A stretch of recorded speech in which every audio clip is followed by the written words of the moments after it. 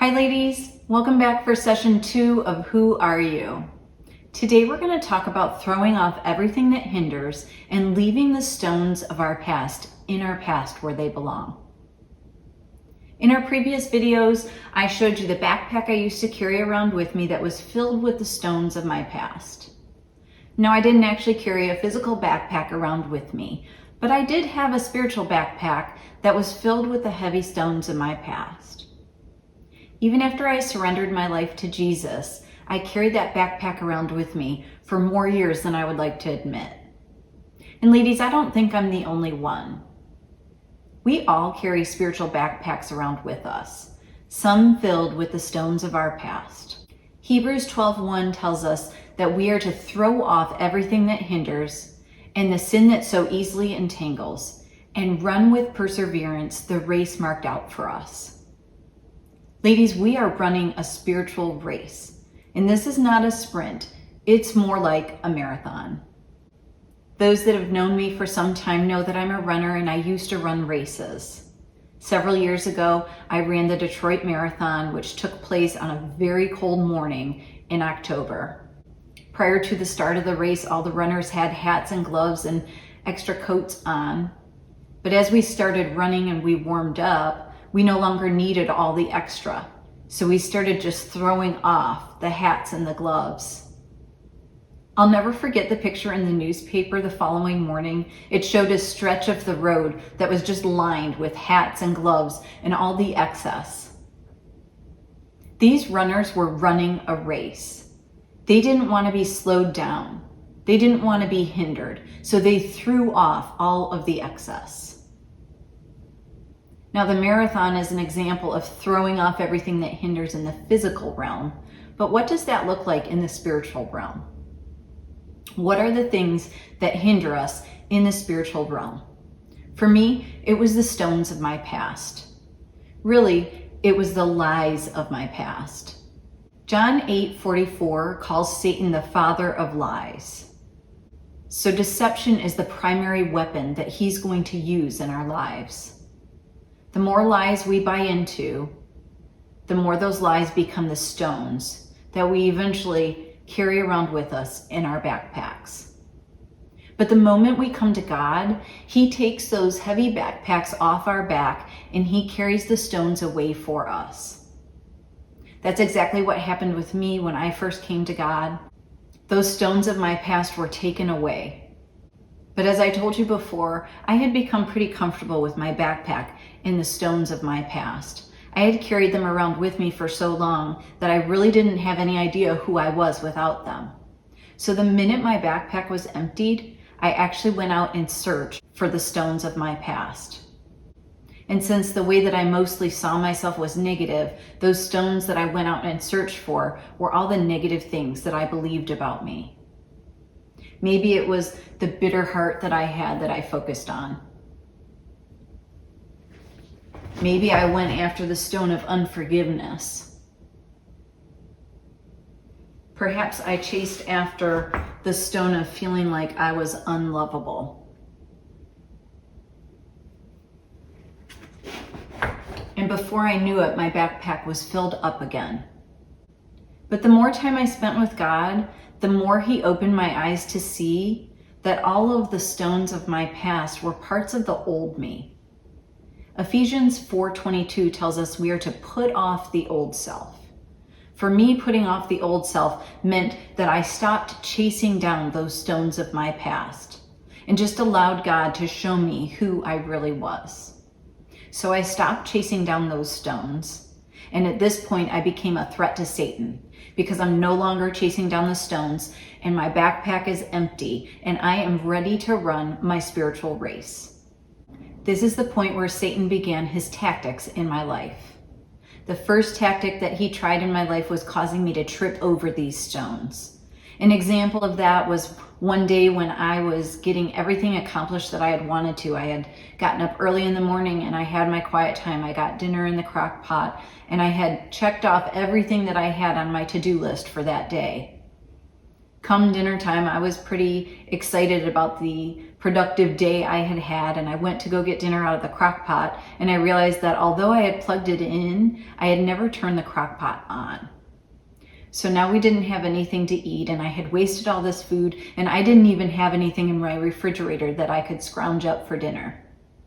So naturally, the first thought that pops into my mind is, you are one big failure. You can't get anything right. Ladies, this was the stone that I tripped over. And because it was so familiar to me, it instantly went in my backpack. But the more time I spent with God, the more He showed me that I am always going to make mistakes. I'm always going to trip up over these stones. But these stones don't define me, and the mistakes I make don't define me. Only God defines me. So I learned over time that when I make a mistake and I trip over these stones, I don't need to pick the stone up and put it in my backpack. I can just leave it there where it belongs. So Satan tries another tactic in my life, and this time he puts a stone directly in my hand, and he'll use another person to do it. This would be an acquaintance, or somebody maybe that you're friends with on social media, and they say something to you. Maybe they tell you that you're not good enough. And whatever it was that they said to you keeps playing over in your ears over and over again, until finally you believe the lie and into the backpack it goes. But then God will show you that there's always going to be naysayers in your life. But what they say about you doesn't matter, because only God can define us. And so over time, I realized that when somebody else said something negative about me, that I didn't need to put that stone in my backpack. I could just drop it. So Satan ups the ante once again, and this time he's going to use a loved one to put a stone in my hand. Because when you have a stone from a loved one, it's really hard to decipher it as a stone. I mean, it looks like a stone and it feels like a stone, but it came from someone who loves you, someone who knows you. And so as you start to think about the fact that they know you and they love you, you start to believe that what they said about you must be true. And into the backpack it goes. And over time, ladies, God showed me that even loved ones can hand us stones, intentionally or not. But it doesn't matter what even our loved ones think or say about us, because they don't define us. Only God does. And God will never hand us a stone. The next tactic that Satan tried in my life was giving me pretty stones. The example here was me running, and the reasons that I started running were all good. I was doing it because I enjoyed it, and I was doing it because it was good for me physically and emotionally. But as I started running races and I began to place in those races and people started to notice, this started to become my identity. And so into the backpack it went. But the more time I spent with God, He showed me that those things, the good things in my life, even those cannot define me. Only He can. Another tactic that Satan has used in my life is twisting scripture. I remember a time that a lot of different things weren't going right in our lives, and I was questioning why these things were happening. And a scripture came to my mind. It was Galatians 6:7. It says, "A man reaps what he sows." And the thought came to my mind that I brought this on myself. I'm reaping what I've sown. And I started to think maybe I haven't been reading my Bible enough, or maybe I haven't been praying enough. And I started thinking about all of those things. And as I went to God and questioned those things with Him, He showed me that sometimes Satan will twist scripture. And really, it's just a stone. This is the tactic that He used with Jesus when Jesus had been fasting in the desert for 40 days and 40 nights. And Jesus responded by saying, "It is written." And He quoted scripture right back to Satan, revealing the twisted scripture that Satan was trying to use. And ladies, the more time that we spend with God, the more He'll show us when Satan's trying to use scripture to give us a stone. Because even scripture, when used the wrong way, can become a stone in our lives. Ladies, this is the process of throwing off everything that hinders. This is what it looks like. Now, these are not the only tactics that Satan has used in my life. There have been many others, and the tactics that he uses in my life is going to be different than the tactics that he'll use in yours. He plays on our weaknesses, and sometimes he plays on our strengths, like he did with me in running.